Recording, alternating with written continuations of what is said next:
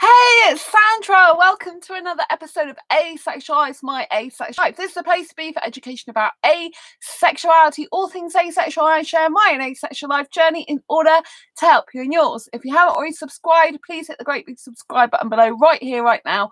Please hit that bell icon to get notified of every time I go live like now, post a new video. And don't forget to give this video a thumbs up if you find the content useful, helpful, insightful in any way, shape or form, or you just want to give this channel some love. I really appreciate it from the bottom of my heart. So in a moment, I'm going to be discussing with why do we fall in love or fall for the wrong person? Why do I fall in love with the wrong person? Why do we do this? So stay tuned for that. If you don't know who I am Sandra Bellamy, author of this awesome book, which is called Asexual Perspectives, 47 Asexual Stories, Love, Life and Sex, a celebration of asexual diversity. I'm also the founder of asexualise.com and the founder of Asexualise Academy and the author of this awesome fibromyalgia self-help handbook, how to manage fibromyalgia to have less pain, more energy and feel happier like a superhero rock star. So to get on tonight's episode, then why do we fall for the wrong people? Why do we fall in love with someone who is no good for us? And isn't this just so frustrating? Well, the reason we do this is if we've got a very, very kind heart, we tend to see people in the goodness of light that we actually have within ourselves.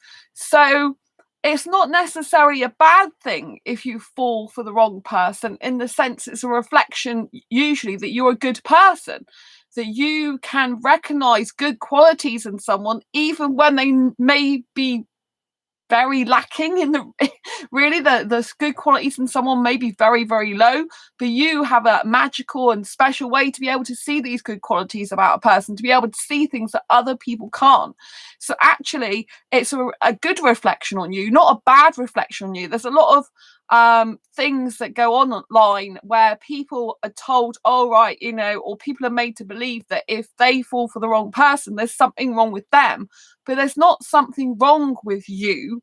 You just have to learn new ways of being able to work out whether the person is good for you or not.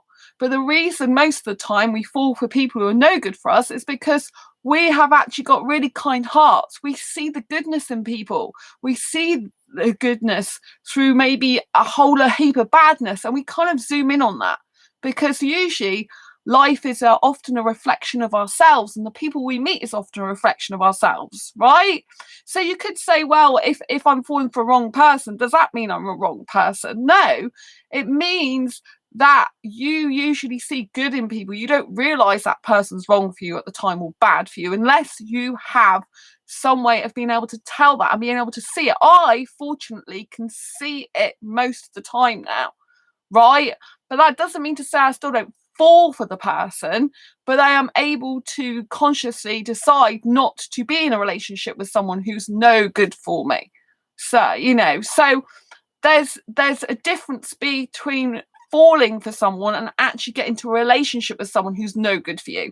So the good thing is that you can stop yourself getting into a relationship with someone who is no good for you. Sometimes you'll fall for someone and you don't realize they're not that good, because when we're in love, we have these hormones and chemicals flying around us. Even asexuals have hormones, right? Just because we don't have the need, urge, or want for partner sexual intercourse usually doesn't mean to say we haven't got these chemicals flying around our body. And when we love someone, we can choose to see only good about them and not see their bad points. We can choose to put them on a pedestal. We can kind of just hone in on the things that we relate to the most, that we see as a good thing, right? And then we can mistakenly not see the bigger picture. And so what we have to do when we meet someone new who comes into our life, we have to be consciously aware of that person and be consciously aware of the fact they're not going to be this perfect person, right? They're not going to be the ideal person necessarily for you to be in a relationship with.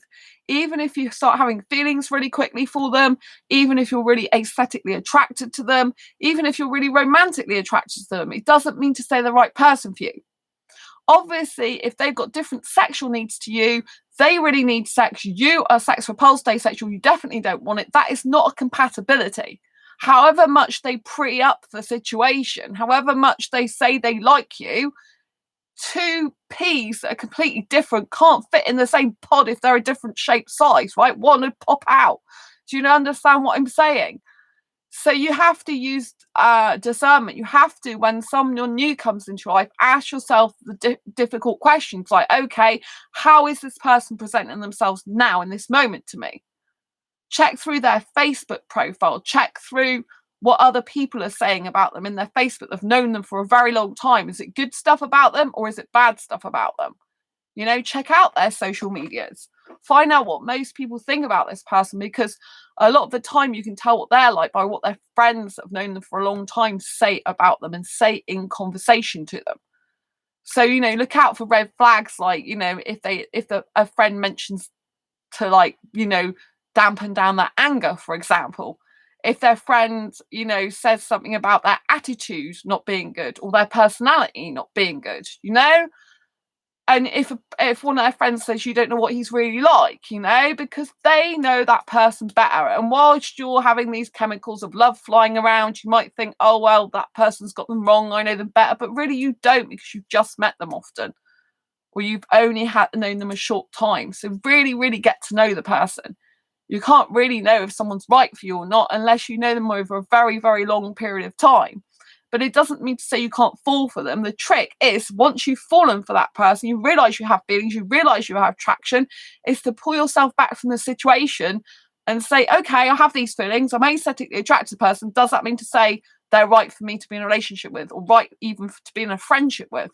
Are they worthy of my friendship? Are they worthy of my time? Are they worthy of my caringness? Are they worthy of my love? Right? It's good to have standards, right? Some people think, oh, you can't set your standards so high, because if you set your standards so high, you won't get anyone. It is better to have no one than to have a bunch of people that can't live up to the standards that you set for yourself, because you deserve the best, right? Part of self-worth and self-love is being able to say, hey, I have high standards. And either you meet them or you don't meet them. If you don't meet them, you're not my guy. You're not my person, right? Standards are a good thing to have. I thought years ago that me having standards would be a bad thing, that I would be seen as bossy, or I would be seen as, you know, like not a good person. But it's actually the opposite. I've learned in my self-development journey, in dating journey, that you need to have standards. Standards are basically boundaries. A lot of the time, they're things that you want in a relationship and don't want in a relationship. It's all about boundaries and being assertive. In my new Asexual Guide to Sex book that's coming out, I am asking all the interviewees about what is, you know, what does it mean to have boundaries within a relationship, and how can I, you know, make sure they're kept, basically. How can I be assertive? Because this is really important. It's important because you do not want someone walking all over you and thinking they can do anything to hurt your feelings and couldn't care less. They'll just go their own sweet way. If they're in a partnership with you, or if meant to be in a friendship with you, it can't be all one-sided, because that person's not really a friend. That person doesn't really love and care about you.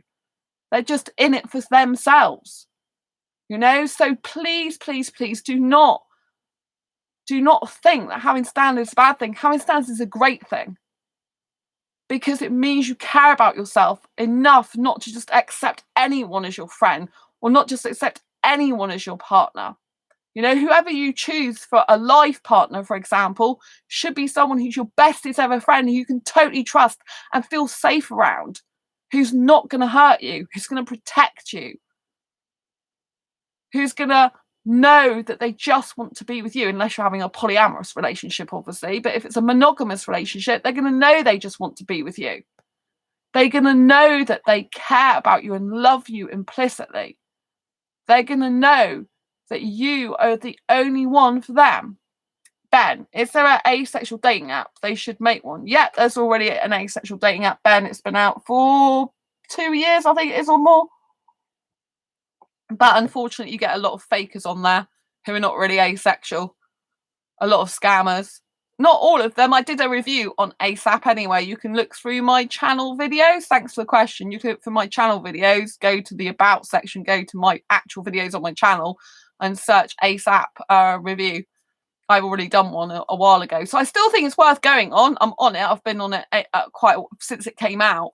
It's free to download. It's like a cake. But there are people on there that aren't actually asexual, and they're people that are scammers. They're people looking for sugar babies. You know, there's sexuals on there. And there's people like, you know, that are fake profiles. Not all of them. I still recommend going on there and trying it out if you're asexual. But because, you know, I've had 2 people from that app come to one of my asexual in-person meetups, so you can meet genuine, real asexuals on there. And some of my friends are on there because I've told them about it. So chavs, I don't. So basically, you know, it's always a good idea if you are asexual to obviously widen your horizons. There's asexual dating sites as well that I've been on for a long time. But yeah, getting back to this video, it's really, really important that that you have standards in a relationship, like, because it's really, really, really good that even if you fall for the wrong person, that you don't keep making the mistake of getting with the wrong person. Just because you have feelings for the wrong person, just because you are attracted to the wrong person, doesn't mean to say you have to do anything about it. You can like learn to recognize signs of people, you know, because if you don't have standards and boundaries for a relationship, if you don't have qualities and things you look for, and if you don't have patterns of behavior that you see over and over again with the people that aren't good for you, you'll end up with narcissists and abusers and stuff like that, and that's what you don't want. Hi Eddie, lots of love to you. I loved many of the wrong types of girls. Oh, it's lovely to have you on here, Eddie. I've missed you. Yeah, it's really important I do this video because I thought I haven't done one of these videos before about, you know, falling for the wrong person. Not really. I think I've talked about it somewhat before, but I haven't actually done a video on it. And you know, I have fallen for the wrong guys a lot in my life, which is why I decided to do this video. You know, there's someone recently that came into my life that, you know, I was really strongly aesthetically attracted to and romantically attracted to them, but they're not the right person for me to be in a relationship with. Oh, one wanted to pee on me to mark me as hers. That's disgusting. Oh, that is disgusting and very controlling and very weird. I've heard that some sexuals do stuff like that in part of their sexual acts, and it's just like, ugh. I was like, oh dear, oh dear, oh dear. Do you know what I mean? It's a sign of very controlled behaviour. She was into wolves too much. There's quite a lot of people into wolves. I'm not a wolf person myself, but there's people on this channel that are. My ex was into wolves as well. It's probably why I'm not into wolves, you know? I'm not saying there's anything wrong with them per se, or, you know, actually the animal, but I just like, for me personally, yeah, I because I've had all that experience and the guy used to wear t-shirts all the time with them, it does kind of put me off. So I prefer cute guinea pigs. They're my thing, you know. So yeah, so you know, it's very important that even if, you know, like I know now patterns of behavior a lot of the time from people, guys, obviously, because I'm only interested romantically, aesthetically, and in a relationship sense with the guy, I can notice patterns of behavior in them that are bad for me to be in a relationship with. Do you know what I mean? But it's hard. Like, if you have a very, very kind heart, like I said at the beginning of this live stream, that's what it's usually a reflection of. When you actually meet some people that are really bad, it's like, you know, it's like, because a lot of the time you can see good in people even if they're not that good. Funny, I have a story for most of these streams. I have a story pretty much for every. Oh, thanks for the thumbs up. Lots of love. I have a story pretty much for every one of my books I write.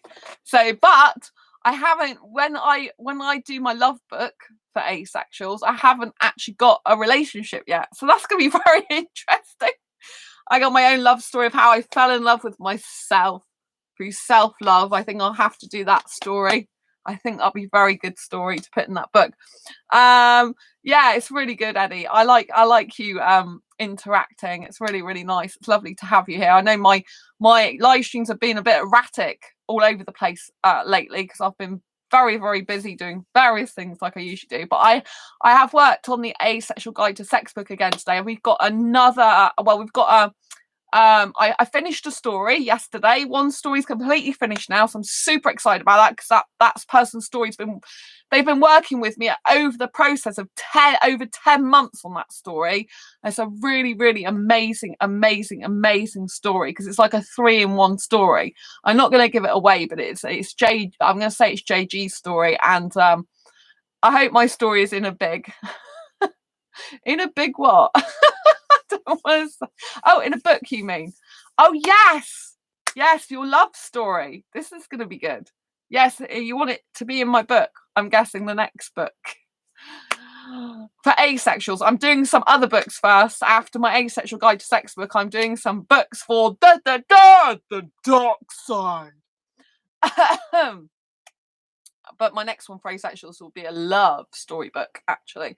That's my next one planned for asexuals. I have a few planned, but that's the next one for asexuals. But I have to do some books for the dark side first. I have one book that I've already got the title for. They already started writing for sexuals. Oh, my Lord. But it will do them good to have a different perspective from an asexual person. Been there, done that, got the t-shirt. So yeah, but yes, I will let you know, Eddie, when I want to do that. Dark side, as in Star Wars, that was Monday.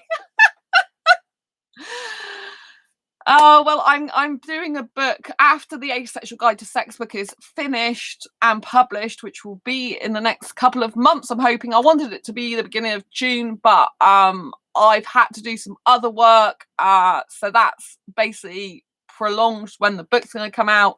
So I'm hoping, like, if I can get it out at the end of July, for example, it would be really good.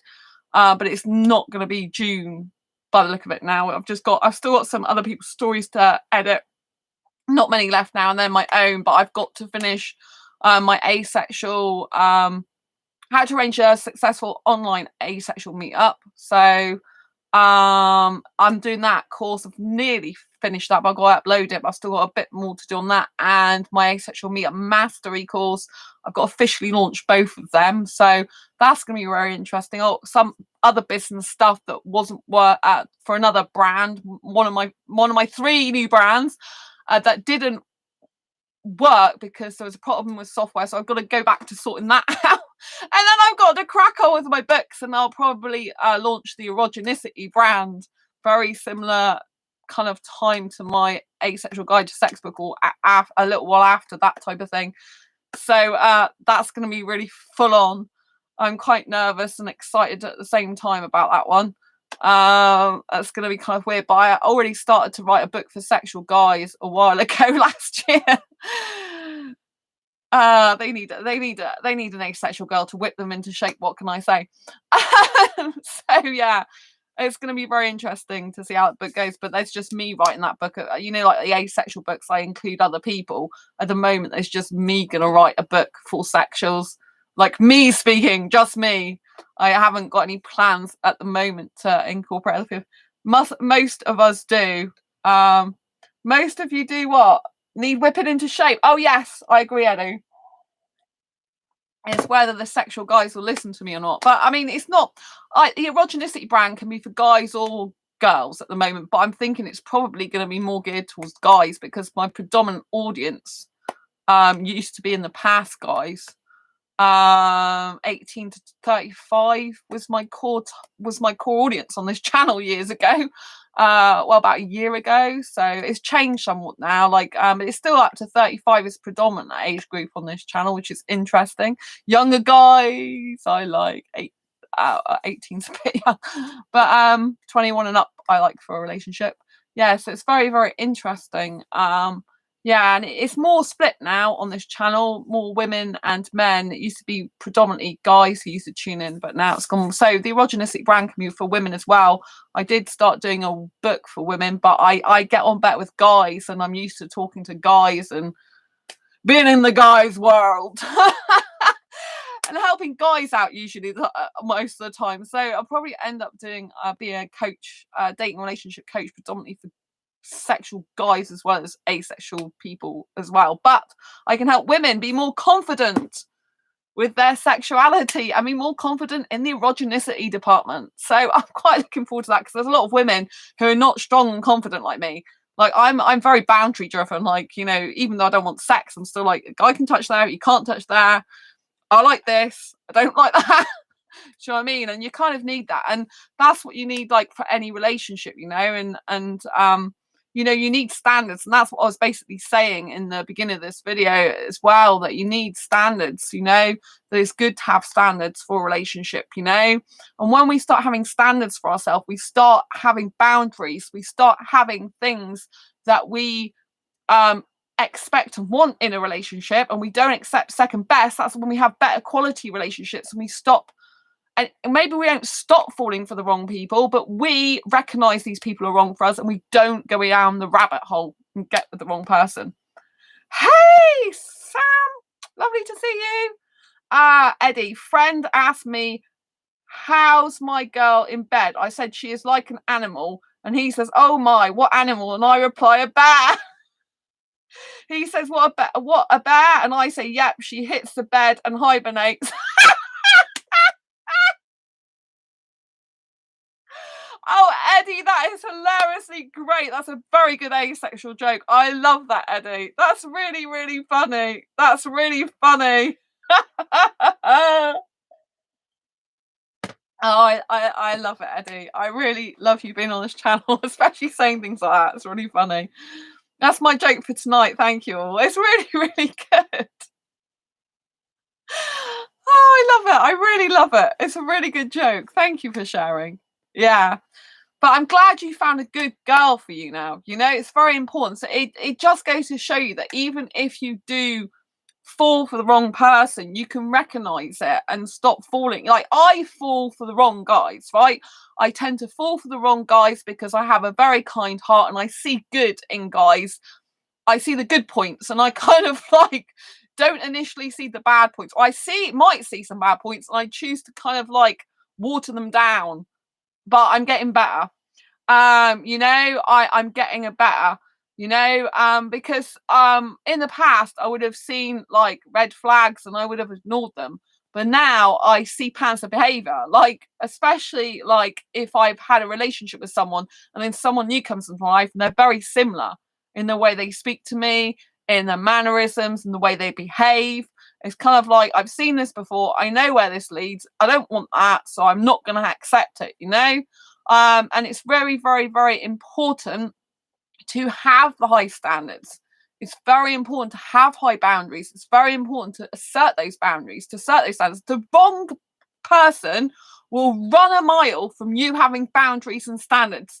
They will run away from you. They will be so scared because they know they cannot live up to it. And what the best thing to do is not to chase after them, is to accept when someone says, I can't meet your standards. Accept it. Accept that you can't meet, you accept that they can't meet your standards. So when you really, really like someone, you're really, really interested in them, you're really interested in a relationship with them, you want it to work. When they say to you, I can't meet your standards, don't turn around and say to them and make the mistake of saying to them, oh, it's okay, I think you'll be all right, I think you can. Or, yeah, but, you know, and don't try and change them, right? At the end of the day, if that person is right for you, they will change themselves. They will go away and work on their rubbish, their shit, as I say, excuse my language. They'll go and work on their shit and they will come back a much better person. Maybe 6 months' time, maybe 5 years' time, whatever it is. If you're still single, then you can think about being in a relationship with them. But until they've sorted themselves out, their attitude, their behavior, the fact that they're probably blaming people, other people for their behavior, until they can do that and change themselves without your input and you telling them what to do, they're not the right person for you to be in a relationship with or even a friendship with, right? Let them go. Leave them be. They have to sort their own self out. If you keep giving them a lifeline, they'll think, oh, it's okay, I can treat this person like dirt because this person's still talking to me. This person's still like being like this with me, right? So don't give them leeway, right? Leave them to it. They're not your problem at the end of the day. Eddie, sometimes in a relationship you have to take the loss and move on. Yeah, you do. You do. You do. But I'm kind of saying before you get into a relationship as well, you can sometimes see signs if you're a person who has a tendency to fall for wrong people. Like I do have a tendency to fall for the wrong guys, but usually now I don't actually end up going through to be in a relationship with one most of the time. Or if I do, I cut it quickly because it's no good for me, you know? And you do have to take the loss sometimes in a relationship and move on, you know? Like the British guy I was with last year, he was no good for me. I was blinded so many times, it was a boobs. I don't know if that was totally true, it was a boobs. I expect it was a bit more than that. I mean, It's so funny. I can't do nothing but laugh. Yes, I mean, obviously guys can get blinded, especially if they're not asexual, because I know you've got an asexual partner already now that you're really happy with, but I know that you're not asexual. And obviously, you know, some guys, they do fall for wrong women, the women that are aesthetically what loads of guys would go after, like the boobs, the butt, the scantily clad clothing, all that type of thing, you know. I know that with asexuals it tends to be less that way. However, some asexuals even do have fascinations with boobs and naked bodies. I personally can't stand naked bodies. I'm not interested in a guy's naked body. However, if a guy's got no chest hair, if I'm going to be in a relationship with a guy, I would prefer him to have no chest hair personally, because I don't mind him having his top off with me in private, but nothing below the waist. And I prefer not him to have hair because I like kissing a guy's chest. And it's like the hair gets in my mouth. It's just a bit gross. You know what I mean? I'm not really, and I don't really like old men with hair. Older guys, not my thing. So, and most of the time I come across guys that I like who haven't got chest hair or hardly any. So that's quite unusual, but I'm good at getting that. But yeah, so, oh, Sam is the same as me, with nakedness. Thank you, Sam. Yeah, I'm really, really, really so glad I met my best friend Sam, because it's really, really nice as well that we're the same with nakedness, you know, because before I met Sam, I don't think there was barely any asexuals in the world like me that I could find. Like, all of them didn't mind getting undressed in front of each other to go to bed and stuff like that. Like, in the past, like, after my long-term ex split, up in 2011, like, since then, I've not let any well, actually 2013 I did let a guy see me naked, but that was like because I was really trying to push myself to do something because I couldn't give him sex and he really wanted sex. And the year later, 2014, I found out I was asexual. I've never been naked with a guy since 2013, thank God. You know, and I don't really like being naked at all. I feel really uncomfortable being around a guy naked because it's kind of like I feel like my top part's my own and he shouldn't really be looking at that. You know what I mean? It's like I want to keep it for myself. He doesn't need to touch it and do stuff with it. Eddie, Sean Connery chest like a Zardoz. Zardoz? What's Zardoz movie? I don't. Yeah, I'm not interested in Sean Connery's chest hair, and I'm not interested in that age of guy either. But yeah, I mean, some guys as well, they can just love the attention from a woman. Like I, as a female, know how to give guys attention. I know what to say and stuff. But I'm actually a kind, caring person who actually does like guys. You know, I give a actual shit. But there are some women that can obviously use their sexual goddess like to manipulate guys and stuff. And you know, lots of women, just like lots of guys, can tell people what they think they want to hear, you know, which is another thing. You don't want to get involved with someone who's telling you what you want to hear. So if you are a person who has a tendency to fall for the wrong person, be very careful and pay attention to the difference between what they say and what they do. So if they don't follow through with their words, or their words don't add up to what their actions are, it's not genuine. right? If someone's loving and caring and really just wants you in the relationship, yet you go clubbing with them and you find out that that person is going around dancing with other people and grinding themselves up against other people, it's they're not interested. Basically, you're just a number to them. They might be interested in you as well, but they're not interested in the type of relationship you want. If you want a monogamous relationship, do you see what I'm saying? I was that man and doing the what they want to hear thing. Thank you, Eddie. I'm glad you admit that. I'll meet a lot of guys like that. A lot of guys, particularly when I'm in a club and I say I hate sex and they immediately say I hate sex too. It's like, of course you don't hate sex. You're in a club. I'm asexual. I'm just, here for dancing. And I do go for some kissing sometimes. Well, I go predominantly to dance, but if someone happens to be there that I kissed lately since about November last year, then I have a kiss if I want to. But yeah, dancing is first and foremost the most important thing to me because I love dancing. A bunch of liars, laugh out loud. Yeah, unfortunately, they are a bunch of liars. There are so many liars out there, I would rather a guy be honest and say, hey, like, if he needs sex, don't be with me. I have had an honest guy there, though. He's like, oh, I really love sex, so it's no good. And I'm like, no, it's no good. So that I really, appreciated his honesty. Obviously, he didn't want to know me at all after that. I mean, we saw each other in the supermarket because he lived not far from me after that. But, he's not interested in me because for sexual guys, a lot of the time, they want the sex, And so there's no point in them carrying on talking to me because I'm not the type of woman they're looking for in a relationship, And that's the way it is sometimes. Sometimes people can become your friend, even if they're not suitable for a relationship. And other times they're not even good enough to be your friend, right? Or maybe they're okay to be a distant acquaintance for a bit. You have to decide, But definitely try not to jump into a relationship. I have to be very, very, very careful because I am a hyper romantic. I tend to fall very easily in the past for guys. Haven't done that for a while, but obviously sometimes I slip up and I have feelings for someone and I kind of can't stop thinking about them. I'm highly aesthetically attracted to them. I have romantic feelings for them and they turn out to not be the right person or good for me. I used to have a saying that if a girl lets me go in the bum, oh my God, Eddie, do I really, really want to read this on an asexual channel? I used to have a saying that if a girl let me go up in the bum, she was the one I would marry. But again, I was young and stupid. I'm glad you said you were stupid. Like, I never understand ever, and I've been in heterosexual relationships half my life, why a guy would want to have sex with a woman up the ass. I've never understood that. It's like, that's what gay guys do. Why would you need to do that to a woman if she's got a vagina? It doesn't make sense. Sorry for anyone who's really sex repulsed right now and hates these words.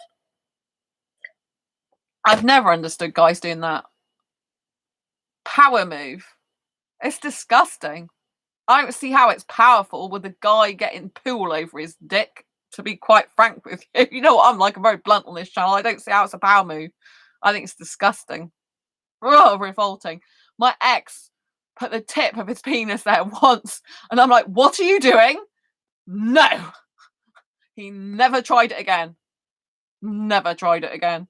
That was just the tip. I'm like, what the hell are you doing? I was really freaked out. I'm like, no way.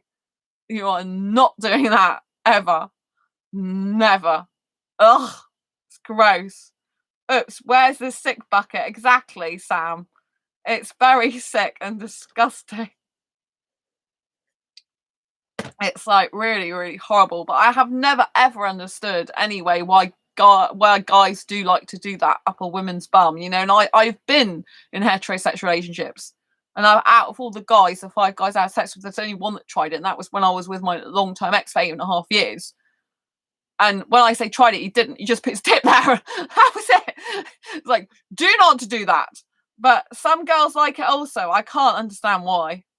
Maybe if they've got soreness down the other private front part, they might be thinking about it. But to me, it's disgusting. It can tear you. Even I know an asexual guy who had a homosexual boyfriend. And even he said it can tear and damage that area, you know? So it's just, I think I better stop talking about that because it's making me feel sick. Oh man, it's just gross. I'm really repulsed. Ugh, freaks me out. It's just yuck. Ugh. It's something I don't, I would never ever do nude pictures or any cam stuff or anything like that. My heterosexual exes never asked me for that. So I get very, very shocked nowadays when it seems to be the norm. Like if you go on sexual dating sites and stuff, it's like, what the heck? Shake it off. Yeah, I think I really need to shake it off. Like Sam said, where's the sick bucket? Oh my Lord. Oh, I know some people like that. And if they like it, they like it. That's what I'm saying. That's all I'm saying. I'm really happy with the story that I've been working on for the Asexual Guide to Sex. Because they don't like that. Asexual Guide to Sex book. I was really happy that I get the bloody thing sent to me as the opening message sometimes. Weirdos. Yeah, it's just disgusting.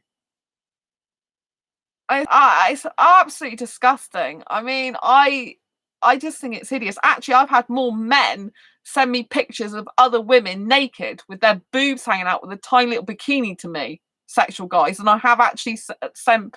I don't think anyone specifically usually sent me, and I don't want to say that now because I'm getting loads of pictures I don't want. But I don't think a guy's actually sent me a picture of that, or if did, it probably was a long time ago directly to me. But I've had guys that have sent me stuff to do with women, and I'm like, that's just disgusting.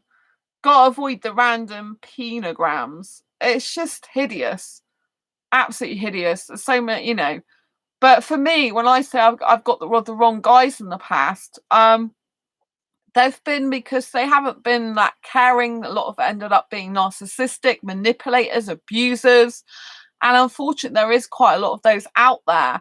And, whenever you're an attractive person, you're going to attract both good people and bad people. You're going to attract people that are kind-hearted and manipulators as well. And just because you attract some manipulators doesn't mean to say there's anything wrong with you. You just have to understand that narcissistic people and abusers, manipulators, that type of thing, they prey on people that have kind hearts, that do show a sympathy and empathy, that, are really caring. They're sad, but they prey on that. So you have to find a really strong person, really, really strong person for you, right? You have to find someone who's strong within themselves, who hasn't got low self-esteem and stuff like that. Because the thing is, if you get a low self-esteem guy, he's likely to end up being controlling of you, manipulative of you. He's end up liking to cheat on you, because when he gets attention from other women, he will lap it up and he'll be like, oh, I've never had this before. So I will just carry on the conversation. She doesn't need to know about it or whatever, So you don't want to find a guy. You want to find a guy who despite being good looking, he can say no to the opposite gender or whatever gender he's into, or it could be she, but I am only attracted to guys who are usually heterosexual, so I'm using my case scenario as an example. So you want a guy who is, obviously you want a guy who looks good looking to you if you're into aesthetics. I am, but you want a guy who is able to know how to treat a woman well and how to maintain boundaries around other women, so that he's not being nasty to other women, but that they know their place, that he's not available to them. So, like, for example, I met a guy it was in a live band environment when I went out with my best female friend, and I didn't know this guy had a partner, right? Because he was behind me and I didn't know he had a partner, right? So I turned round a bit to him, and then he quickly went outside, grabbed his partner and pulled her towards him. In which case, that's telling me to F off, basically. I'm taken. And he's proudly parading his woman in front of him, in between me and him. So that is a good guy. It's a guy saying, okay, I'm recognizing this girl's near me. She probably fancies me. She probably thinks I'm single. I'll grab my woman, make sure that she's in the room with me, dance with her, so she knows I'm not available. That was like telling me without even verbally telling me, because I hadn't actually verbally said anything to him. It was all to do with body language, So that is a good guy. A good guy is someone who waits for his girl to come out the toilet or whatever and doesn't go around dancing with other women and flashing his bits all over her. Do you see what I'm saying? There's certain ways guys can still go and have a good time with you whilst maintaining boundaries with other women. Do you know what I mean? Yes, Eddie, the unicorn slippers are unicorn slippers I got bought for my birthday, which I still got my birthday balloons. Yes, and they flash. The horns flash. You want me to get them out now?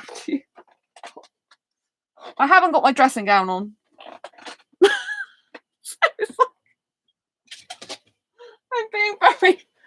I haven't got my dressing gown on. I've only got my PJs on. I got my night clothes on.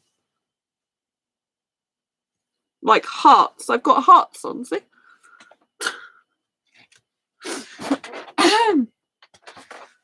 I got different multicoloured PJs on. The horns flash. Yes, the horns flash, Eddie. Where are they?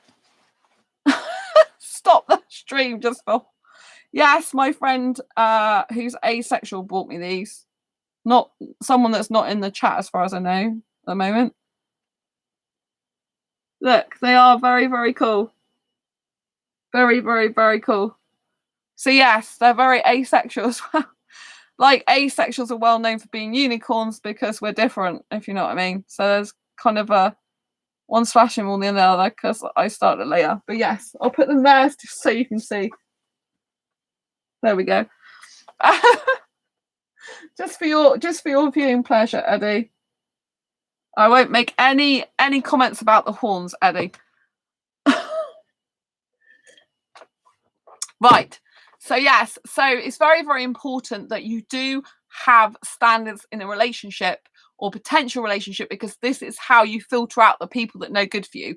The people that are no good, the guys that are no good, for example, will literally run a mile because they will realize they cannot meet your standards, they cannot meet your expectations, they cannot live up to those things, and they will literally want to get the heck out of that because they'll know that they can't do it. Right? And don't try and change their mind. So something you can do if you really, really like someone is try and change their mind and think, oh, well, maybe he can't change now, but maybe in 3 months' time, maybe in 2 days' time, maybe when he gets with me, he'll be different. It's not. You cannot change someone. You cannot make them be different. They have to change themselves because they want to, because they take responsibility for their behavior, their life, their actions. Because they believe and know at the end of the day, they are responsible for everything they do, everything they say, and everything they are, right? Otherwise, you can actually, you can actually end up with a person who you just keep thinking will change and be the person that you always want them to be, and they're not. And that is called projection. And I did another video recently about projection and why don't be a person who does projecting. So what that means is don't project what you want a guy to be onto that guy when he's clearly not capable of it and he's not that guy that you want him to be, right? So it's important for us to have our ideal avatar in a relationship, like the ideal type of person we'd like to be within a relationship. We're not probably going to find the exact type of person that's our ideal avatar, every single little detail, but we need to be getting as close as possible to that ideal avatar. We need to know not everyone's perfect, but when you're starting off out in a relationship, you want to pick a person who's the nearest to that avatar that you can possibly get, that you trust 100%, that you know has got the same boundaries as you, that you know that it's going to be your bestest ever friend for life, that you know that you can love implicitly and have the type of relationship you want. You're going to make comments about the hearts. Men and ladies, you can't flash the bios you want onto your partner. Yes, exactly, Eddie. You can't flash the bios you want onto your partner. You have to work out through a process of time if that person actually meets the the avatar, I like to call it, of your ideal person, if they match it closely enough. If not, you just have to carry on looking or carry on being single, because it's better to be single than end up in a relationship with someone who's going to be no good for you, detrimental to your mental health, for example, detrimental to your body, maybe if you're getting with someone who's got completely different sexual needs to you and you're trying to make yourself do stuff that you shouldn't be doing because it's too traumatizing for you, because it's not what you want. You should be waiting for the right person, or just be by yourself, or just live life to the fullest on your own. You don't want to get to the wrong person. And like I said, a wrong person will run a mile. As soon as they know that you are serious and you want a serious relationship, they'll be out the door if they're the wrong person. As soon as they know you've got standards, boundaries, and expectations, they'll be out the door if they're the wrong person, right? Now, there's a saying which is basically something like, if a woman has high standards, then it's a reflection of a good man if he's with that woman, because that means he has high standards himself of his behavior, of his mannerisms, of the way he is. So if he gets with a high standard woman's got that high standards, got those high expectations, got those high boundaries in place, right? If he is with that woman and he can make her happy and he's a good guy, then that's a reflection of him. A good standard, a woman who's got high standards, right, means that many guys won't live up to that, right? So for the guy that does live up to that, he is going to be thinking, wow, I've got this really high standard of woman, and it's a reflection on him that he has high standards with himself and holds himself accountable to those standards. Do you see what I mean? So guys who are really good guys won't be afraid. They'll be like, haha, that is a challenge, and I'll gladly rise to it. I want myself to be a better person. I'll develop and grow myself. Or likely they will be more of that type of high standard caliber themselves for being interested in a woman like that in their first place. But you do get some different standards. I get some guys interested in me that have got nowhere near my high standards, because they come across me online, they think I look really good looking, they know I've got a nice kind heart and personality, and that's what they initially see, and they get excited by that. And especially when I do pay guys attention back, they get excited by that, and then they realize, oh, she's in a different kind of league. Or I don't like to say league in the sense that kind of makes me sound like I'm not any better than anyone else, right? In terms of like we're all kind of equal, but I do have higher standards, than a lot of people. And then when they realize those higher standards, they're like, and the initial excitement wears off. Do you see what I mean? Because they can't live up to those standards, because they know that they are not good enough in that way. So it's very, very important that you recognize that having high standards is great. You don't want to be having low standards, because if you do, you'll end up having people that are abusing you, narcissistic, manipulators, and your life will be miserable. You might be happy for a few weeks or just a few days, because you might think the initial excitement is great, and then when you see everything is how it is, you'll have a very, very uncomfortable life with that person. They won't be able to meet your needs, and you'll be lacking, and you won't be able to trust that person, and you'll be nervous and anxious, and you'll find it difficult to think straight and take care of other parts of your life. So it's really, really important that you recognize if you're a person who falls for the wrong person, and you do something about it. You start noticing patterns of these type of behaviors of the people that are no good for you to be in a relationship with.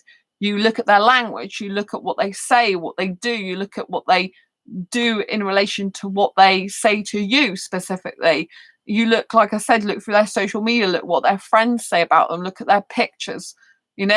I always like to know a guy's Facebook profile, because then I can see a history, or if I can't see a history, that's even more dodgy.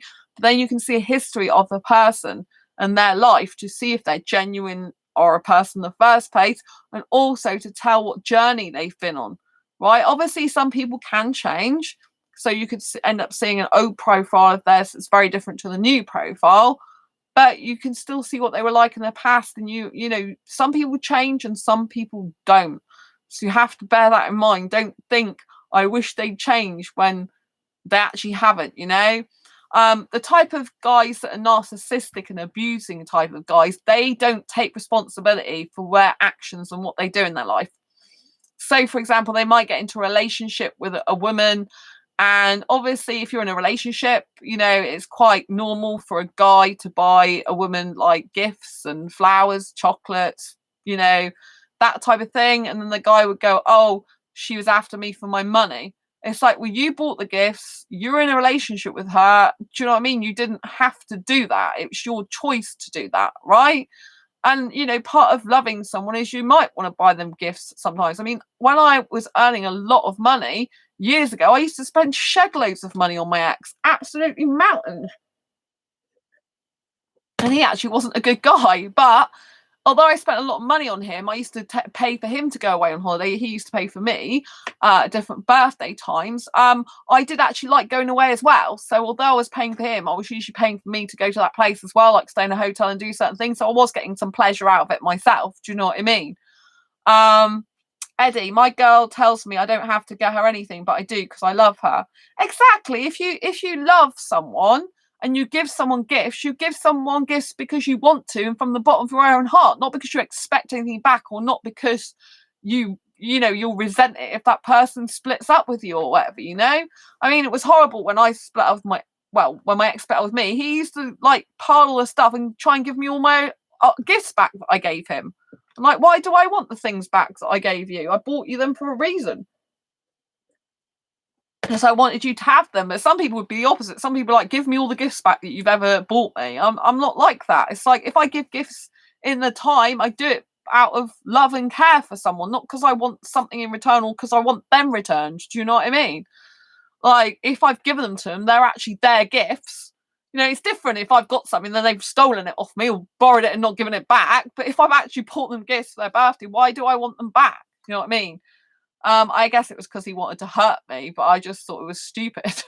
I'm like, why do I want them?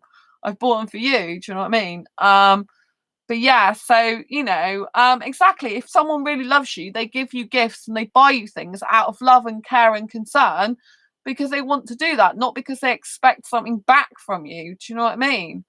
That's the mark of a person who truly loves you, not someone who buys stuff. I mean, one of my exes, I thought he told me, one of my exes, he told me, oh, I was with this girl or I've been with girls and they just want me for my money. I'm not saying there can't be women that are just after guys' money. I know it's quite common for women just to be after a guy's money. It's quite common in society that a lot of women are into having guys that got a lot of money. So I do know it happens. But when I was with this particular person, I realized afterwards that I don't think it was the girls that were the problem. I think it was he used to buy stuff for the girls, then complain afterwards he split up with them that they were after for his money because he had some mental health issues. And I think that's the way he saw the world. Like if I'm buying something for someone, they're taking my money from me. It's like, no, if you're buying something for someone, you are giving it to them. You are going out of your way to buy it for them. That's your responsibility. That's not them taking money from you. That's you giving it to them. And if you are giving loads of money away to someone who's not good for you, then it's your responsibility to recognize that. You were the one who gave it away to some people. I don't give away money to strangers, for example. Thanks for the thumbs up. There's loads of people that do. I don't do that, right?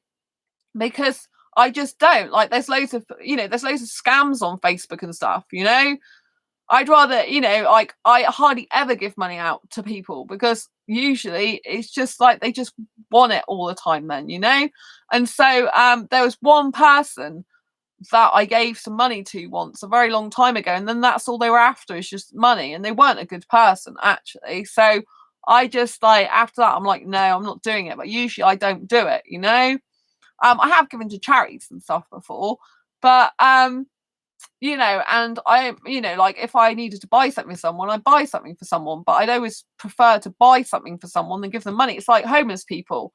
I don't usually give them money. If I do something, I usually give them food that they can actually, eat to make sure they don't spend it on drugs and stuff like that. Do you know what I mean? So, but I don't go around expecting them to give me anything back. They're homeless. Do you know what I mean? So, I'm very strict like that, and I think that's a good thing, And like I said, if you're going to give money, a lot of money away to someone, like if you're in a relationship, sometimes that happens, doesn't it? Especially if you've got one person who's more the breadwinner than the other person. Do you know what I mean? When I said breadwinner, earning more money, or one's part-time, the other one's full-time, and the other part-time person doesn't have any money to buy certain things, and the other person might give them money. And years ago, I was the one that used to earn more money than the guy I was with, but then I've had the opposite scenario where the guy was earning more money than I was. So the guy used to pay for more bills, and then when I earned more money, I paid for more bills and stuff. So you know what I mean? It kind of like it can vary, but what you don't want to get into habit is doing stuff for someone and then saying it's their fault. You know what I mean?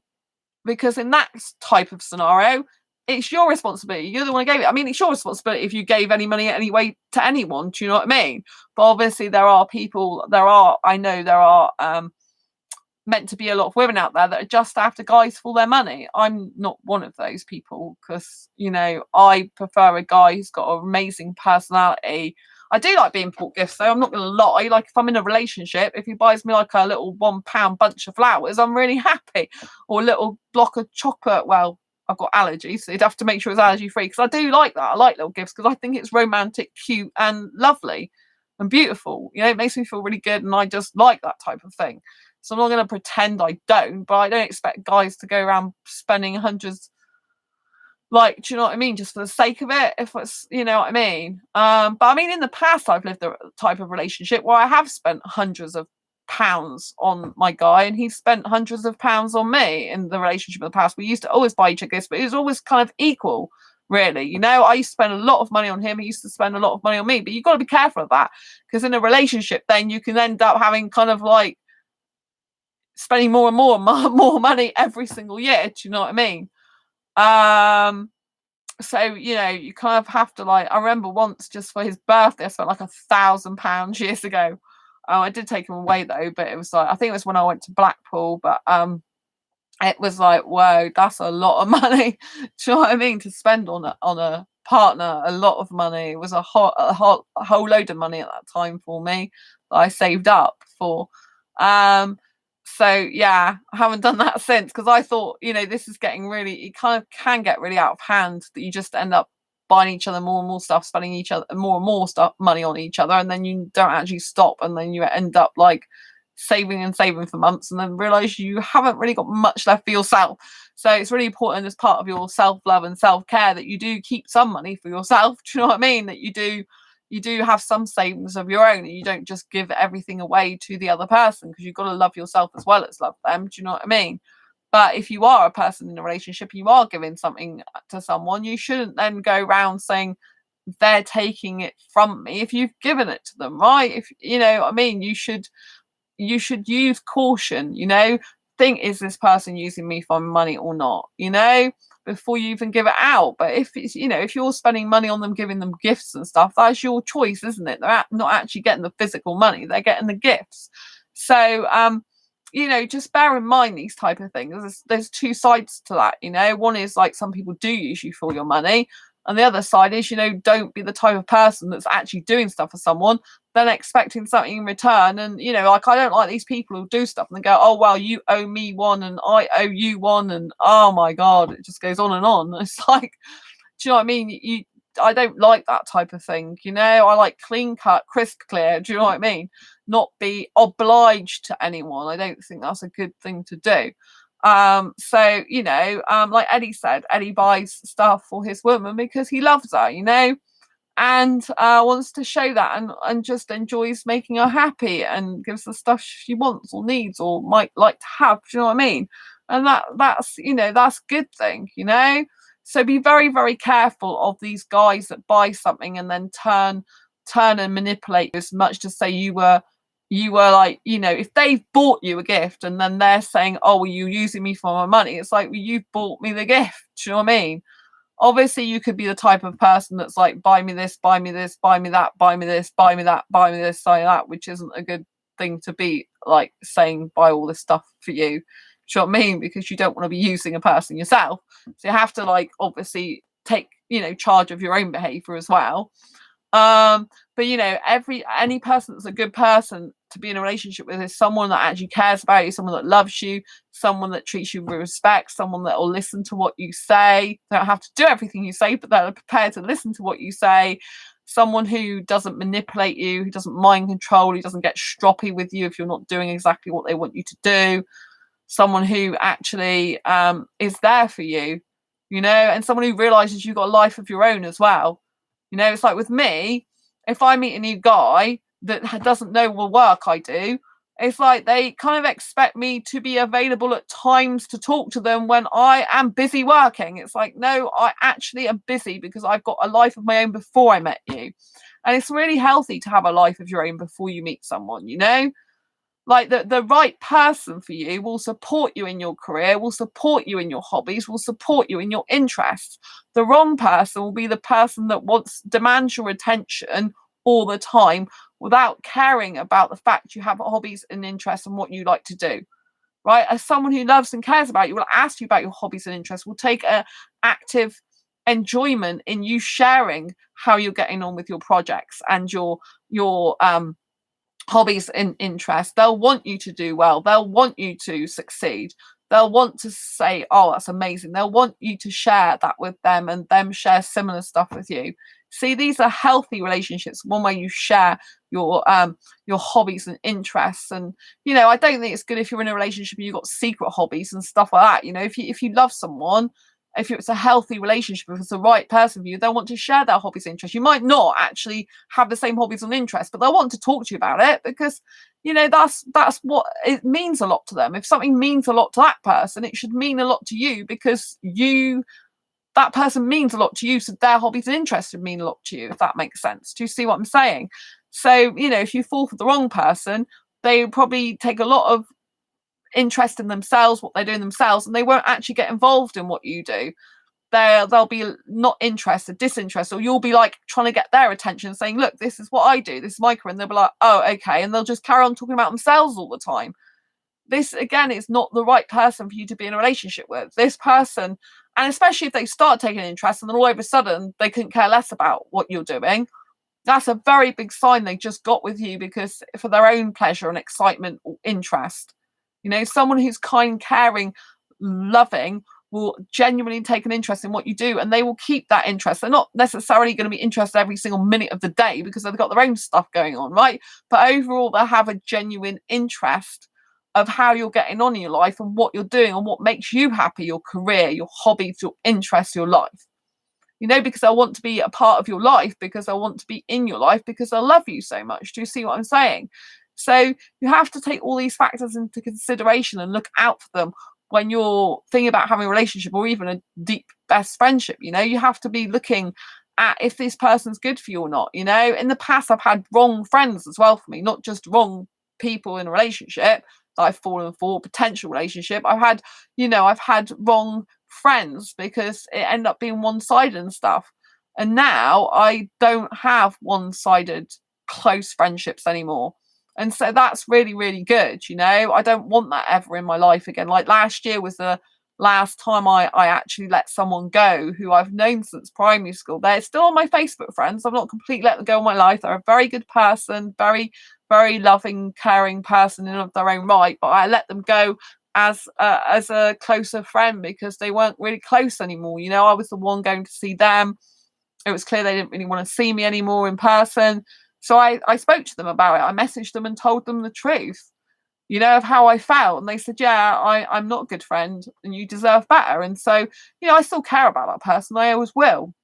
They stuck up for me at school and I was being bullied. So I always thankful for that. Yeah, same for me. But I have the best friends now. Quality over quantity. Yeah, Sam. I know you're my bestest friend. I can't wait to see you. Oh, it's gone through Wednesday now. I'm seeing you at 8 o'clock tonight. 8 is my lucky number. Yes, it's going to be really, really good. I'm so excited. Yes. We have lots of news to catch up on because I know you've been doing lots of spring cleaning and projects and stuff. So I'm looking forward to talking to you then. Yeah, this will be awesome. So yeah, so it's really important that you look out for good qualities in a friend as well. I'll have my Indian. Yeah, give him to me. I can do with an Indian. I'm so naughty sometimes. Oh, I do wonder though, will you actually end up in a relationship with an Indian guy and I'll end up with a British guy? It could happen, who knows? But so far, I much prefer foreign guys, particularly Indian, to be in a relationship with, British guys just don't really do it for me. And the British guys that I tend to be attracted to tend to be really, really, really completely the wrong guy for me. Like, yeah, really, really the wrong person for me in terms of romantic relationship. It's like, yeah, it's like, no, not again. Sandra, what are you doing? And I just have to remember, you've got a kind heart, you see goodness in these people, and I do get like, for example, I can get attracted to guys who are autistic. There's nothing wrong with autistic guys, but some autistic people, because obviously most of my friends are autistic, most of my asexual friends are autistic, and I get on really well with autistic guys, so I'm attracted to them. And the reason I get attracted to autistic guys is because I love the fact that they do have a lot of projects on the go at once. Usually I find that very exciting because I like a person who's got a lot of energy, and when they've got a lot of projects, they tend to have a lot of energy. There's energy in those projects. It's very, very attractive quality. I get attracted to things that other people just don't get attracted to. Part of my asexuality, I'm guessing. So I love the fact they're busy with projects. There's an energy, there's a vibrancy about that's very attractive. And a lot of guys that are autistic, they have very other special qualities. They have exceptionally good like things they can do that other people can't usually do very easily. They might be really good, for example, the piano. They might play the piano like really easily and amazing composition or something. They might do something like, I don't know, they might have a certain project that's like would take people usually hours to do that they can do in like a couple of hours. They might have some really specialist interests that they can just excel in that the average person couldn't. And I like their childlike qualities. A lot of autistic guys have got childlike qualities, and because I'm so young on purpose, because I have a 21st mindset, live like a teenager, I normally have kind of similar hobbies and interests to them, sometimes a similar lifestyle. Some of them don't go to sleep till really late, so I have that kind of thing going as well. And they're very inquisitive, which I like. Some of them are really creative, and I get creative attraction, so I'm attracted to guys that are very creative. And some of them are really intelligent in other ways, and that's all good. But there's some autistic guys that I've personally come across that have got like bad mental health issues at the same time, because they're aggressive. They might have ADHD and they might be really aggressive with it, or similar like behavioral problems and stuff like that. So obviously, like I said, a lot of my friends are autistic and they don't have these type of behavioral issues, but they're the guys that I'm romantically attracted to. Some of them, not all of them, some of them have had behavioral issues as well that is very negative. It's very controlling, very possessive. I used to have a friend who, after 11 months, I had to stop being friends with. He was really highly autistic. He used to come and see me in my old job, and then he started to be controlling. He was controlling over. He had a girlfriend he was being controlling over. I think he fancied me though, because he went to kiss me once when we were going. He used to like wait for me outside my work and turn up without me even like telling him he could meet me. And I did get on really well with him. But after 11 months, he made a scene in when we were getting a drink. I thought he was paying for his drink and I was paying for my own or whatever, and then because he bought me drinks previously, he expected me to buy him a drink. It was like, oh, I paid for your drinks, and then he goes, I haven't got no money, which was obviously just so I pay for his drink. This is what I mean. There's certain guys like that have behavioural problems that can't understand that if you buy something for someone, you shouldn't then expect stuff back. If you're doing it out of love and caringness, you should just be doing it out of love and caringness, not because you expect something back. And he's like, oh, I forgot my wallet, it's at home, you'll have to buy it me because I've kind of bought you stuff before. Do you know what I mean? And it's not a good thing, and he became very, very controlling of me. He started saying really nasty things. He has since apologized, but I don't have him back as a friend in my life, because I said I'm happier without him being my friend, because I was actually attracted to him, even though he wasn't asexual.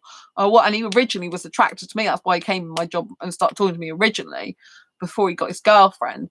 And I did see him, I think it was last year, and he did say I'm sorry, and said he's got some other mental health issues now. But I don't want to go down that rabbit hole again. I know I'm attracted to him, so I'm staying away from him on purpose, because I know he'd be no good for me.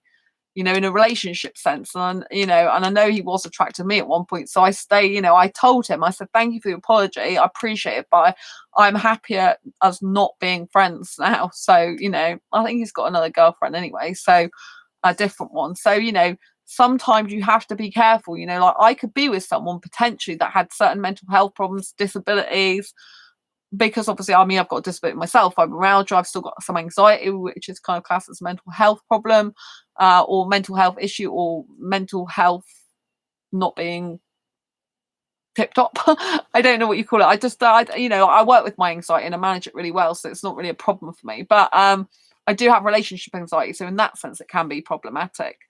And so so I could be, if they were nice people, nice guy, compatible, and didn't have these aggression issues.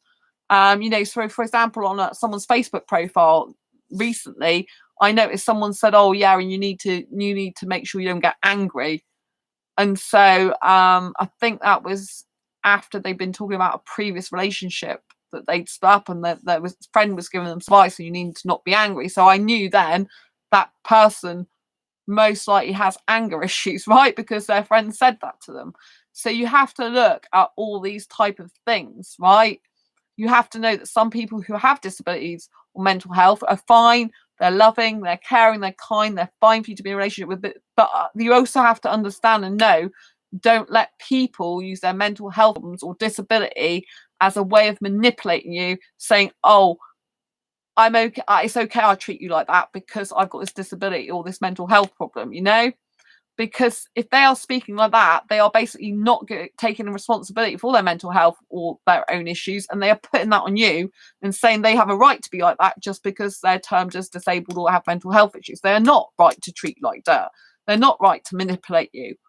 They need to sort themselves out in their life. They're not suitable to be in a relationship with you. And unlikely anyone, while they're in that state of mind or while they've got that type of personality, and you'll notice they are not in relationships for very long, these type of people usually, most of the time. If you actually speak to them and say, how long was your last relationship, or how long was your longest relationship, if they've been on this planet Earth quite a bit, and they say only a few weeks or a few months at best, there's probably like something wrong. If you've heard them, people say about them, they've got anger issues and stuff like that, and you've experienced it for yourself, you should not be punished for their behavior or the way they're feeling or their emotions.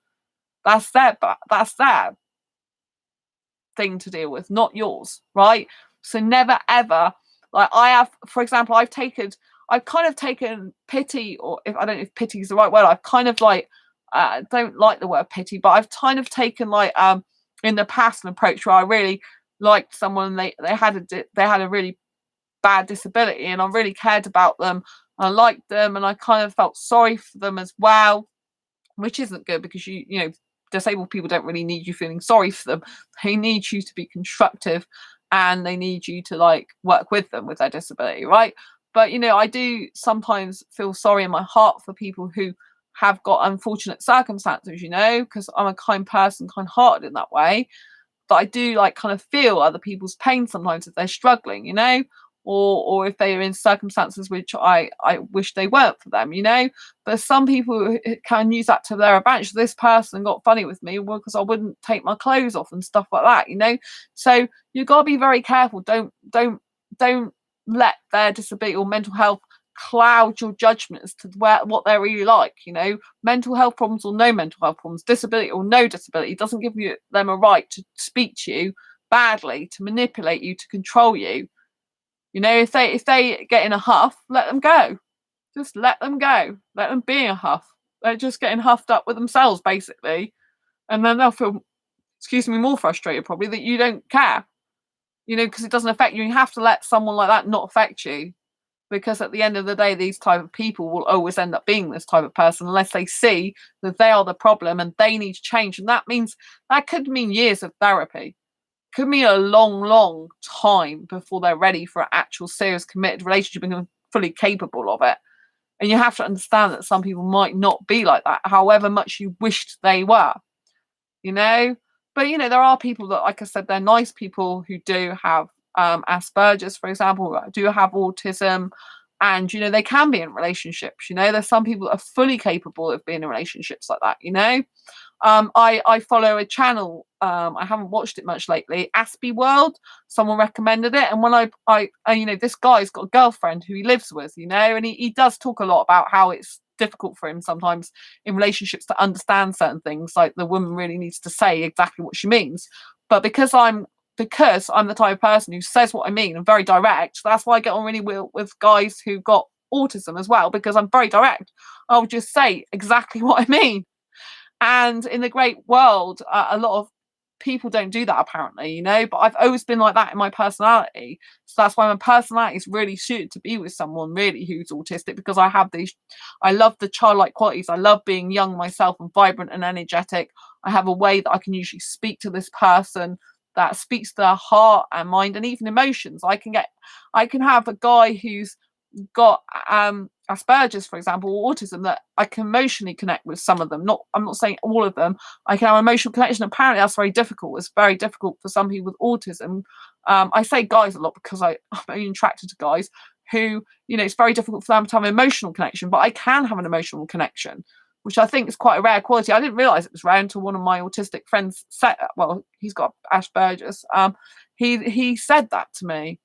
That usually we can't, people with autism and Asperger's, we can't usually connect with people emotionally. We can't usually get that. So it's very, very rare. So I think that's why I kind of get attracted to autistic guys as well, is because I feel I can have a type of relationship with them, or, that other people wouldn't usually just be able to have. It's like a special bond. Do you see what I'm saying? Because not many people can get that with them. So I kind of like having this extra special bond. So I guess that's why I get a lot more attracted to autistic guys in general. But I notice there's some that have come into my life that just haven't been romantic. I'm talking about romantic. You have to understand, I've got friends, they're really good people. I love them to bits, and they're not like that. Some of my autistic friends are very calm and relaxed, wouldn't hurt a fly. Do you know what I mean? So I'm not saying they're all like that, but I'm saying the guys that I tend to be attracted to romantically tend to not just have autism, they tend to have an aggression problem with it. They've usually got other problems on top of it, and so that then becomes very difficult, because you kind of like, my heart feels like, oh, I see the good in this person, I see the potential they could have, but they're not actually that way. And so it's very, very important that I don't project, like I was talking, and like Eddie said earlier, I don't project what I want that person to be. So I see them for what they are in the moment. And it's just because I see so much potential with people. It's very difficult for me sometimes. I see so much potential. I see how they could change. But I think that might be a female thing that a lot of women see, because when I've watched a lot of traditional dating coaches, they are talking a lot about women in general that are attracted to guys tend to project onto the guy what they want him to be. They idolize what their future relationship is going to be with them. Like in the now, they'll be like, oh, well, this guy's going to do this, and this guy's going to do that, and this guy's this, and this guy's that, and he's not. But that's what they want him to be.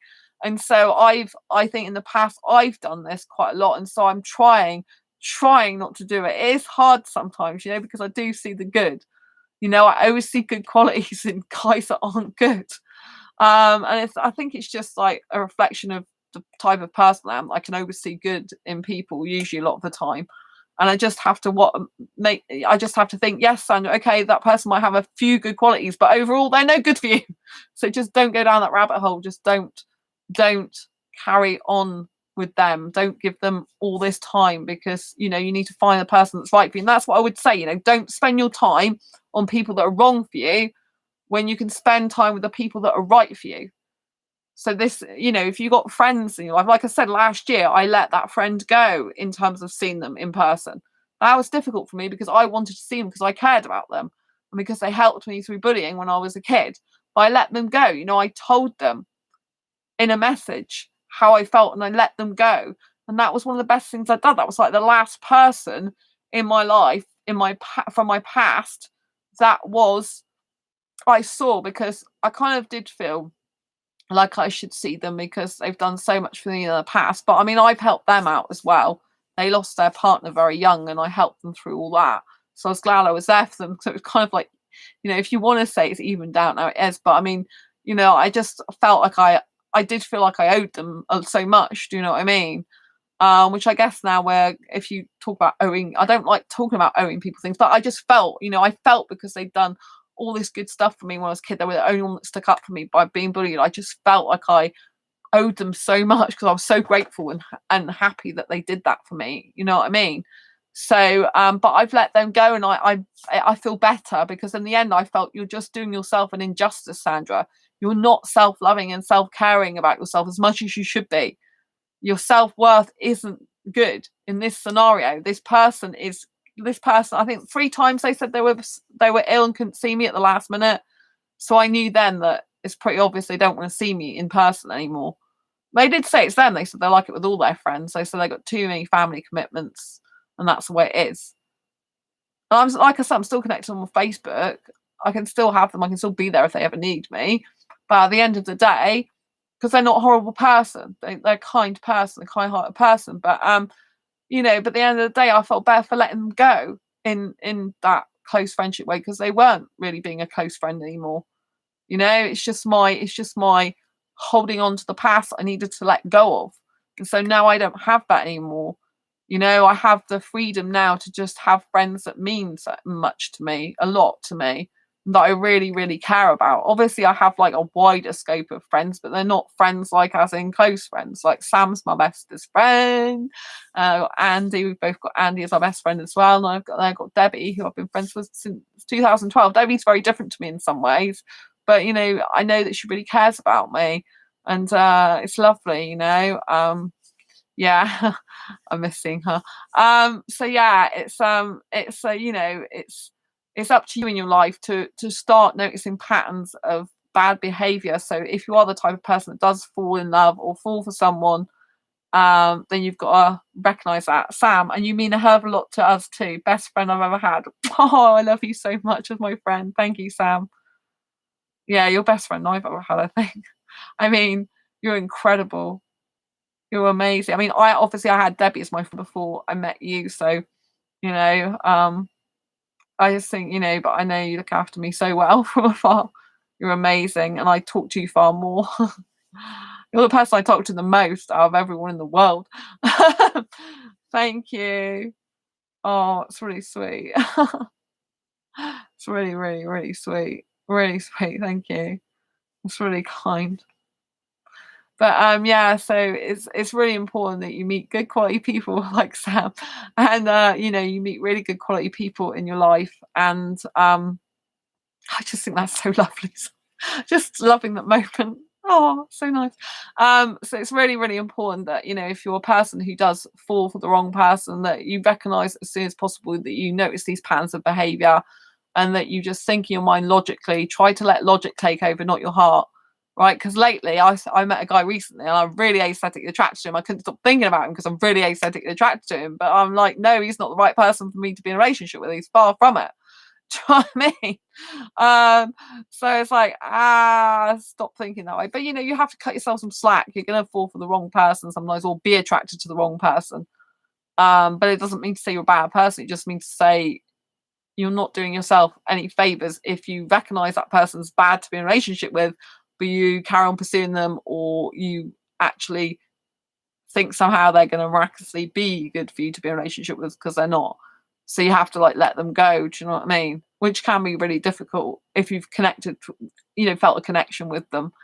It's really, really important, really, really important.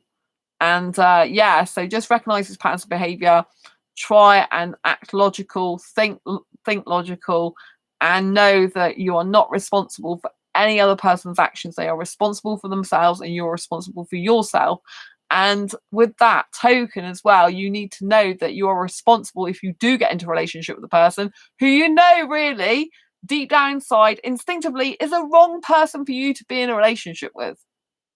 Okay, don't be that person that goes in there. I've done that, because I didn't listen to my instincts. I listen to my instincts a lot more now. My actual instincts, not my romantic instincts. Like, I want to be with the person now because I just want to snog them. Not those instincts, which I still get. The instincts which are like, yeah, but there's red flags. You already know them. Stop ignoring them. This person is not probably going to be the ideal person for you. You in your romance, you want them to be in the logic, real sense. That they are not the right person for you to be with. So you have to let them go. Because if you're with the wrong person, I always say the right person will not come along into your life. And if you accept low standards, you're going to get a low standard relationship. You're going to get a guy or person who is no good for you and who cannot make you happy. And that's going to be a very, very rocky relationship that's up and down all the time, unfulfilling, unsatisfying, and it's going to upset you. It's really going to upset you. And so maybe it will be short term, like maybe it'll be okay a little bit, but that won't last for very long. Believe me, I have experience of this. So leave them be, love them and leave them, as it were, and just move on and carry on being beautiful you, and carry on getting good friends in your life, and my best friend Sam, and carry on getting beautiful friends, beautiful people in your life, people that really, really care about you. I know I 100% trust Sam. Sam is the first person I've ever 100% trusted in my life. 100% trustworthy in my life. 100% trustworthy in my life is Sam. And in that way, they're definitely the best friend I've ever had, because I don't, I've never ever trusted a person like I trust Sam. I know they will always look after me from afar, and they'll always be in my life. The feeling's more than mutual. Thank you, Sam.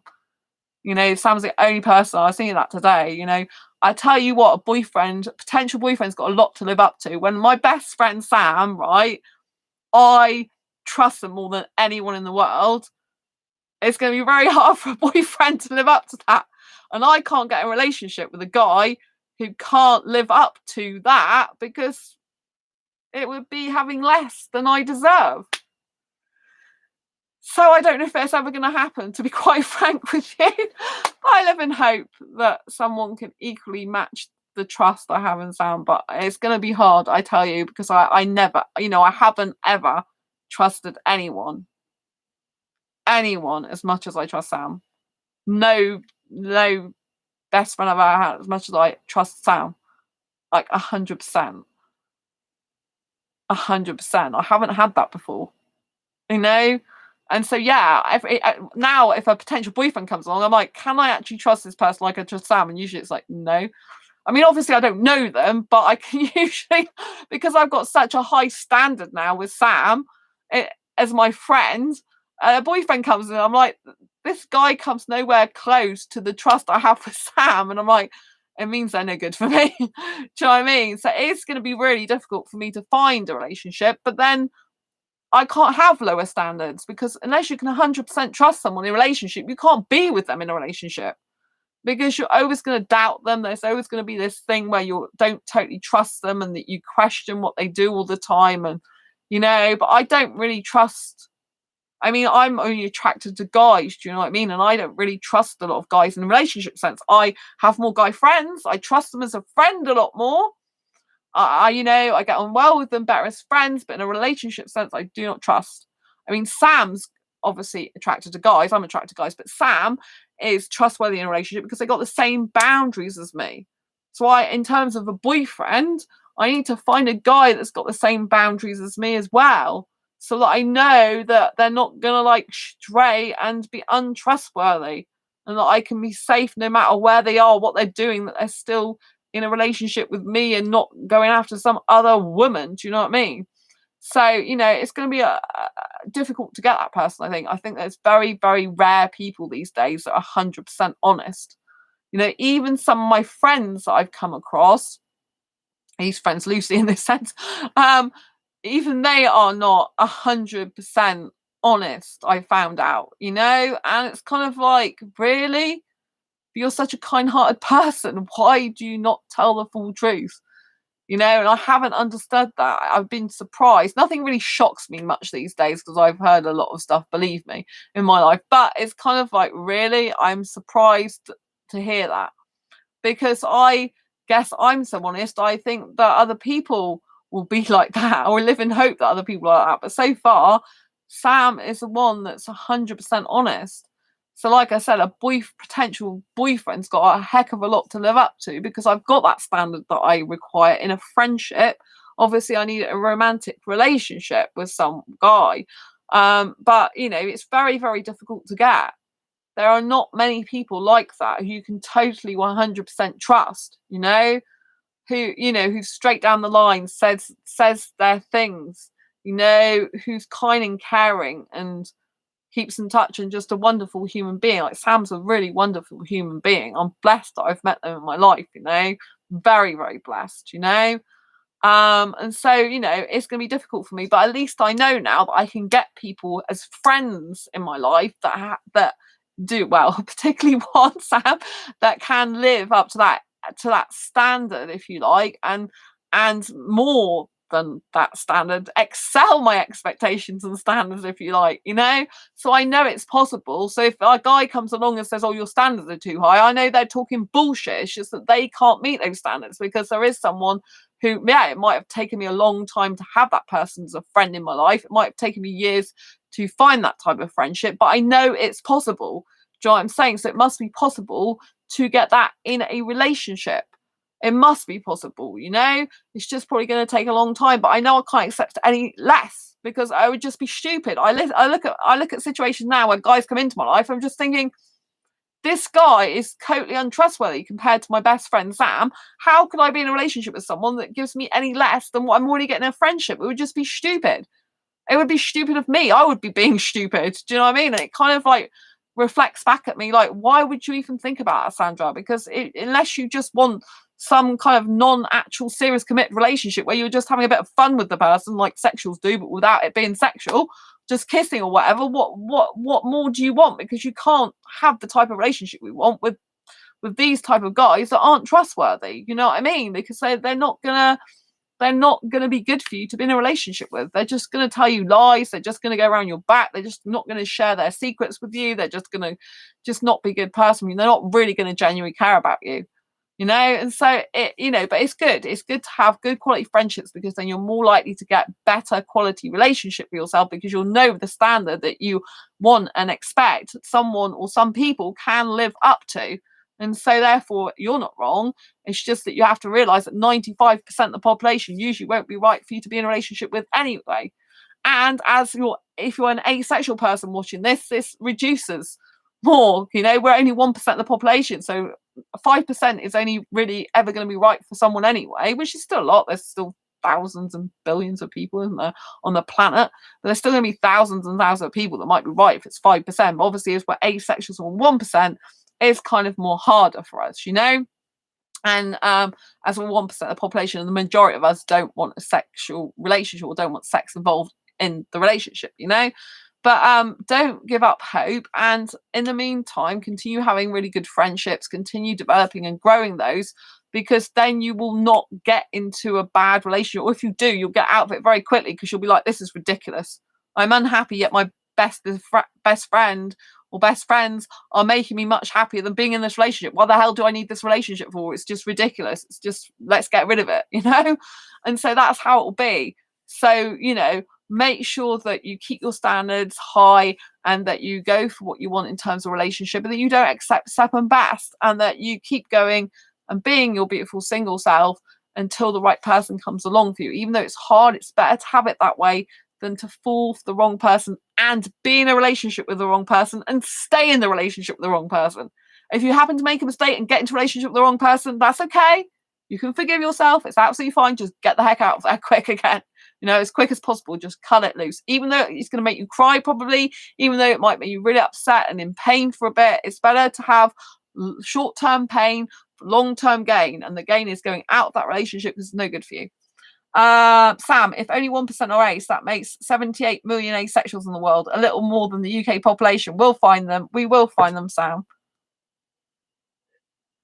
But obviously, not all of them are going to be trustworthy. That's what I was kind of getting at. That obviously, you know, there's still a lot of asexuals, but you know, there's going to still be those that aren't actually trustworthy, and they're still not good for us. Just because they're asexual doesn't mean to say they're good for us to be in a relationship with as well. And obviously there's other complications with them being different types of orientation within the asexual spectrum.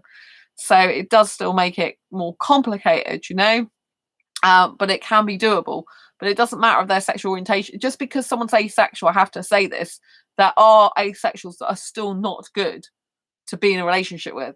There are some asexuals who can be narcissistic, who can be manipulative, who can be well, I've come across a few that are narcissistic online. It's not good, that are manipulative and abusive, right? And you can get womanizers that are asexuals as well. Some I have come across 3, I think it is. So you have to be aware that just because someone's asexual and they don't go around having sex necessarily with other people, there are other things that are not necessarily good. And you have to bear in mind, don't accept step and bash, because if you are asexual and you think it's very rare for an asexual person to come into my life, which I do think sometimes, like sometimes I'm trying to fit someone who's not very great for me because they're asexual into my ideal type of guy, like avatar, because I want them to be the right person for me. I'm attracted to them. I see good qualities in them. I want them to be the right person for me. But the cold, hard truth is, the majority of the time, these people that I fall for, the ones that are in my mind right now, are not good to be in a relationship with. They are manipulative. They are narcissistic.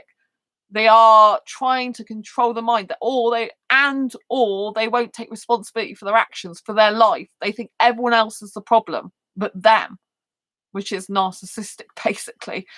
So you have to understand that just because someone's asexual does not mean to say they are a good, kind-hearted person who's got your best interests at heart. Just like sexuals or whatever orientation, you always get people in it which are good and people in it which are not good. Like 1 in 3 people are usually abusive. Like when I did my pattern changing course, I've been on a course which is specifically for people who've been abused. I was abused in the past, domestic violence abuse, right? And I went to my doctor about it, and he referred me to this proper specialist group, and I had 3 months of training, like with actual homework to do all the time. It was the best thing I've ever done, really, for myself, and it was to look for patterns of behavior, of abusive and controlling and manipulative behavior. And it really helped me out to stop me being with the wrong guy for me, or staying with the wrong guy for me, right? And you have to understand that if it's 1 in 3 people, that doesn't necessarily mean to say that that's not 1 in 3 asexuals. Do you know what I mean? Because it's 1 in 3 people in general. So it's kind of might be 1 in 3 of those people you meet that are asexual as well are no good for you.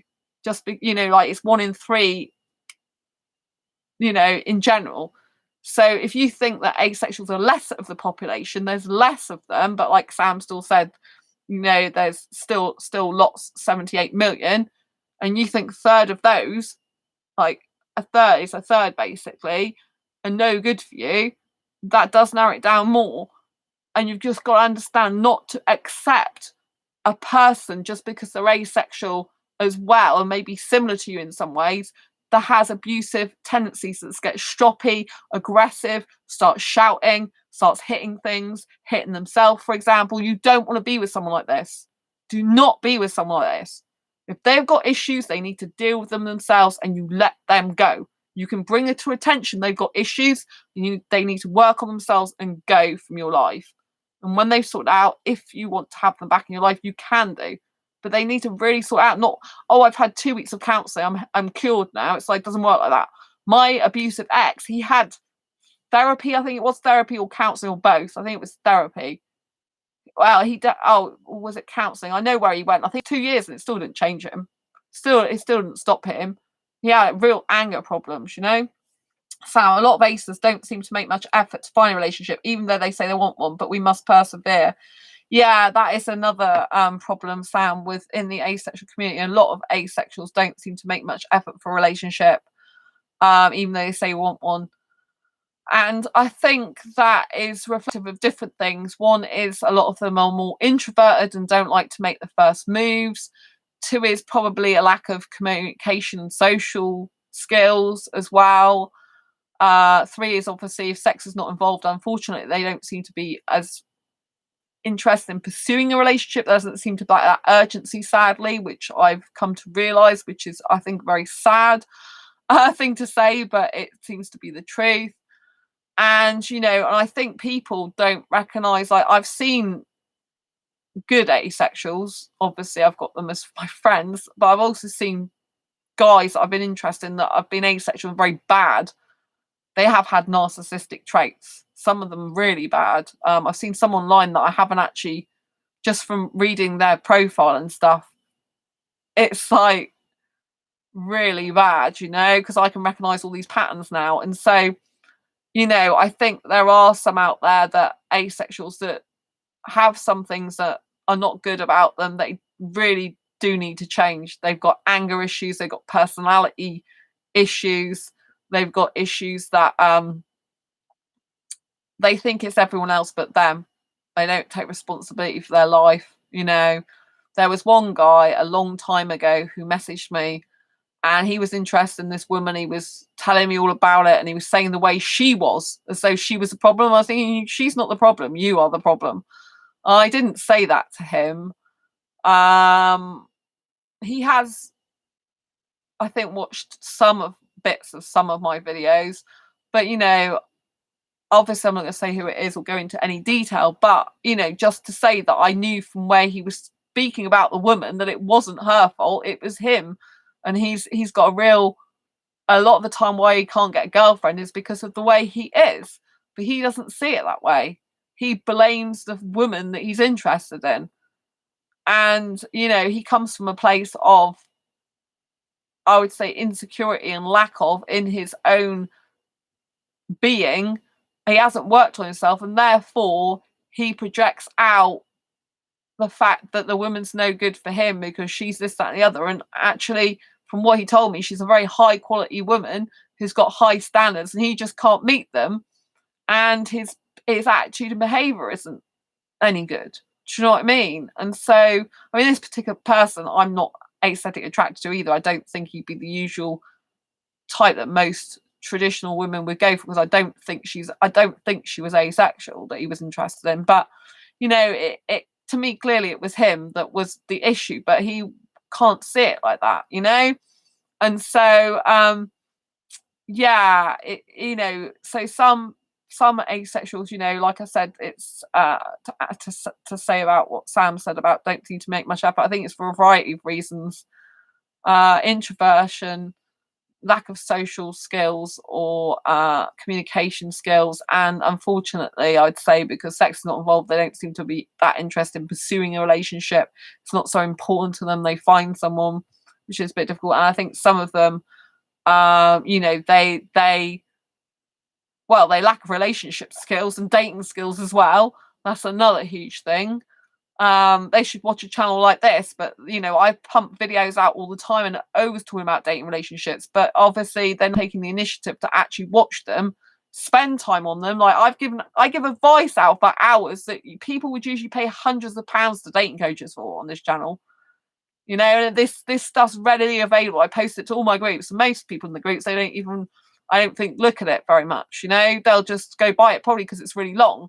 But at the end of the day, if you want to develop yourself, change your life, grow yourself, you'll spend the time actually watching something like this and actually learning from it, developing, growing yourself and change yourself to get relationship skills and stuff. I mean, obviously, I know with Sam is very proactive. Sam makes a lot of effort. So do I. But, a lot of people don't. A lot of asexuals I see even in some of my groups, I don't know what to do in this circumstance. I don't know what to do in that circumstance. I'm thinking, well, if you watched my videos, a lot of the time I would be explaining what to do in certain circumstances. But it requires your time. We're on lockdown at the moment. You've got shed loads of hours of time to go and browse on my channel and watch tons of videos and learn from them. Because I spend a lot of time myself on my own trying to get better. I'm not perfect, I've still got things I need to learn myself. I've learned a great deal from your videos and books, and I have a keen interest in self-development. Oh, thank you, Sam. Yeah, that's what makes you really good. It makes you a really good potential partner as well for someone, because you want to develop yourself. And that's what I would say, if you're going to get into a relationship with someone, it needs to be with someone who's going to recognize that they're not perfect and wants to grow and develop themselves as a person and in the relationship as well. And there's not many people like that in the world. They're probably between 1% and 5% of those in the world as well. Like with entrepreneurs, there's different people like, oh, be the 5% or be the 10%. I think there's no more like entrepreneurs have certain mindsets and they want to grow and develop themselves, and they usually know more than 10% of the population that actually thinks differently, you know? And so, you know, that's why I guess it would be good if I met an entrepreneur guy who was also asexual, would be great, who didn't need marriage, didn't need sex, and didn't want kids, would be even better, and didn't need to live with me. So yeah, I've got quite a lot of things I need. But you know, it's really important that you get someone who does want to change. I know Eddie's developed and grown himself quite a lot. Eddie, who's in chat, I know he's changed himself a lot, you know, and in order to be good to be in a relationship with for someone else, you need to change and grow and develop yourself continuously, not just a bit, but a lot, ongoing, you know, into a better version of yourself, into a more developed version of yourself. You know, I still learn stuff myself, you know, I'm not perfect. There's certain areas of my life that I kind of like, eek, I can do better on that. I feel I'm progressing more in my life actually since the lockdown. I feel like I'm really getting on with stuff, really making progress. I have to watch my health at the moment as well, so I'm kind of juggling time off for my health and to take time out for that, as well as, you know, and having fun. I need to do that for my health as well as doing work stuff as well. But I really feel like I'm making a lot of progress at the moment, you know, overall, and that's really good. But I do have a lot to learn. You know, there's certain things, like there was one scenario from my past that popped up in my head today to do with relationships, and I think that's not kind of fully addressed, and it's kind of like I don't know what work I need to do on myself for that, but I think I still need to do some work for myself. But again, I thought if I meet the right guy who's got high standards as me in a relationship, I don't think that thing will be an issue. I think the issue was I accepted guys in the past that weren't my standard, and therefore that's when I ended up having problems. So I think it's really good that if you get into a relationship with someone, that they're actually developing them, growing themselves into a better person. They want to change, and not they just say it, but they're doing it. Like I've seen some people are like, oh, I want to change, but they don't actually do it. They're just saying it, right? They're not actually taking much action. And the action they are taking is like going around in circles. They're not actually getting anywhere.